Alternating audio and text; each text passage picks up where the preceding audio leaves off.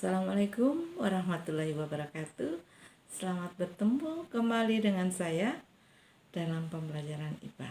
Kali ini saya akan mengajak adik-adik kelas 8 untuk mari bersama belajar dengan saya tentang struktur dan fungsi akar dan batang. Materi ini adalah materi IPA kelas 8 Semester Ganjil Kurikulum 2013 bersama dengan saya Sarita Banteng SPD. Namun sebelum itu, sebagai makhluk Tuhan, seperti biasa kita awali dengan doa. Semoga apa yang kita cita-citakan hari ini diijabah oleh Allah Subhanahu wa Ta'ala. Kita berdoa menurut agama dan keyakinan kita masing-masing. Doa mulai. Doa selesai. Nah, persiapkan dirimu untuk belajar IPA. Tujuan pembelajaran yang akan kita capai pada kesempatan ini yaitu mendeskripsikan struktur jaringan penyusun akar.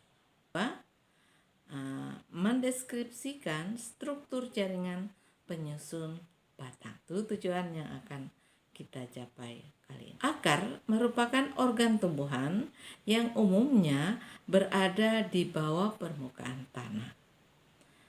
Tidak memiliki buku-buku, tumbuh ke pusat bumi atau menuju air, dan berfungsi untuk menambatkan tumbuh-tumbuhan pada tanah atau media tumbuhnya. Serta pada beberapa tumbuhan berfungsi untuk menyimpan cadangan makanan dan juga untuk bernafas. Itu fungsi-fungsi akar. Dan ada dua jenis sistem perakaran pada tumbuhan, yaitu akar serabut dan akar tunggang. Tumbuhan monokotil umumnya memiliki sistem perakaran serabut, sedangkan tumbuhan dikotil memiliki sistem perakaran tunggang. Nah, yang bagaimana itu serabut dan tunggang? Kita perhatikan gambar berikut. Nah, ini adalah dua contoh tumbuhan yang memiliki akar serabut, yaitu akar rumput teki dan akar dari batang bawang, orang Manado bilang. Oke. Ini contoh akar tunggang. Ini pohon kayu yang berkambium ya, yang memiliki akar tunggang ini biasanya pohonnya atau batangnya berkambium. Dan ini bagian-bagian dari akar tunggang. Nah, ini yang dikatakan akar tunggangnya. Kemudian ada rambut akar, ada ujung akar, ada cabang akar, batang akar, dan akarnya ini ya. Nah, itu bagian-bagian dari akar tunggang yang berfungsi sebagai penyimpan makanan dan akar nafas. Nah, ini yang menyimpan makanan ini seperti wortel dan ubi kayu atau singkong dan juga kentang. Sedangkan akar yang berfungsi sebagai akar nafas, salah satu contohnya ini akar bakau dan juga akar bunga anggrek. Contoh-contoh akar nafas. Nah, sekarang batang. Batang merupakan organ tumbuhan yang terletak di atas permukaan tanah. Kalau tadi akar terdapat di bawah permukaan tanah dan letaknya menuju pusat air, sekarang batangnya terletak di atas permukaan tanah. Nah, umumnya berbentuk panjang bulat seperti silinder.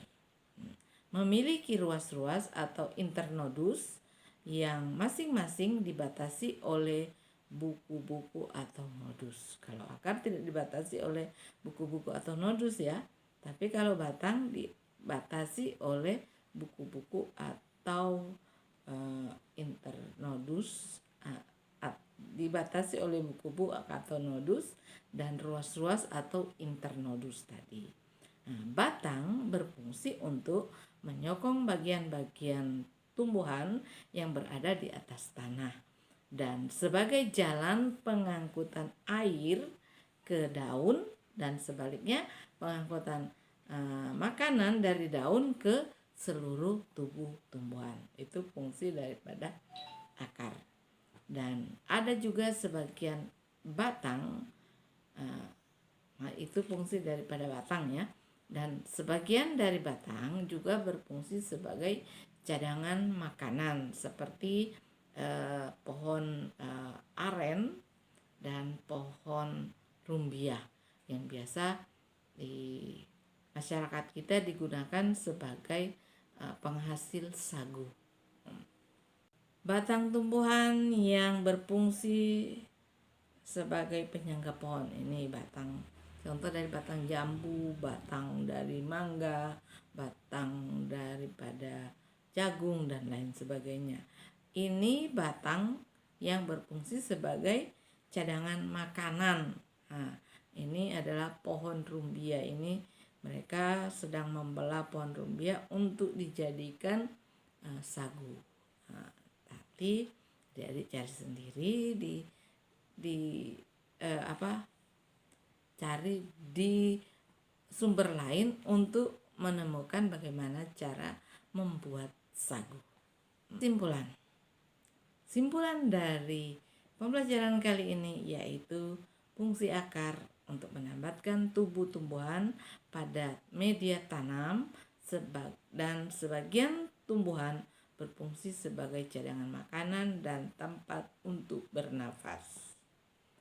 Fungsi batang sebagai penyangga tubuh tumbuhan, tempat pengangkutan air dan mineral dari akar ke daun dan sebaliknya mengangkut makanan dari daun, hasil fotosintesis dari daun ke seluruh bagian dari tubuh tumbuhan. Fungsi daripada batang, dan ada lagi fungsi batang yang lain sebagai cadangan makanan bagi tumbuhan.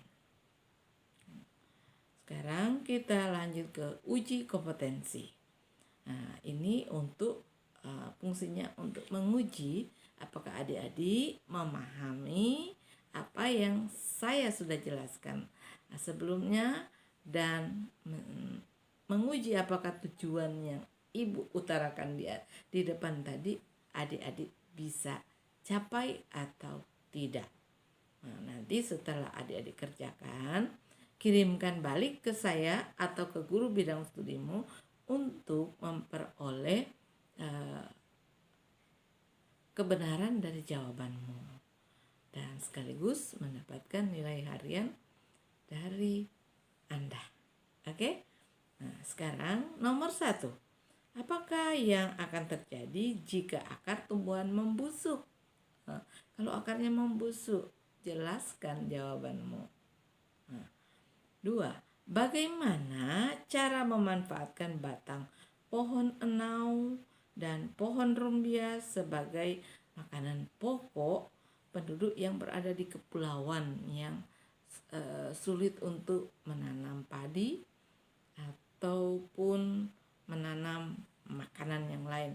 Biasanya kalau misalnya di tempat situ cuma ada pohon rumbia dan pohon enau, bagaimana mereka memanfaatkan itu untuk kebutuhan kebutuhan kalori mereka. Oke? Nah, sampai di sini pembelajaran kita kali ini dan terima kasih atas perhatiannya. Semoga apa yang saya jelaskan tadi dapat bermanfaat. Dan sebelum kita tutup acara kita kali ini, kita tutup dengan doa. Semoga apa yang kita usahakan hari ini semuanya diijabah dan dimudahkan dalam penerapannya di kehidupan kita sehari-hari. Berdoa mulai. Doa selesai. Sampai bertemu di episode selanjutnya. Dan jangan bosan-bosan mendengarkan dan menyaksikan tayangan yang saya sajikan ke adik-adik selanjutnya. Dan klik like serta subscribe jika Anda belum mengklik subscribe agar tidak ketinggalan ilmu selanjutnya. Oke, bye. Assalamualaikum warahmatullahi wabarakatuh.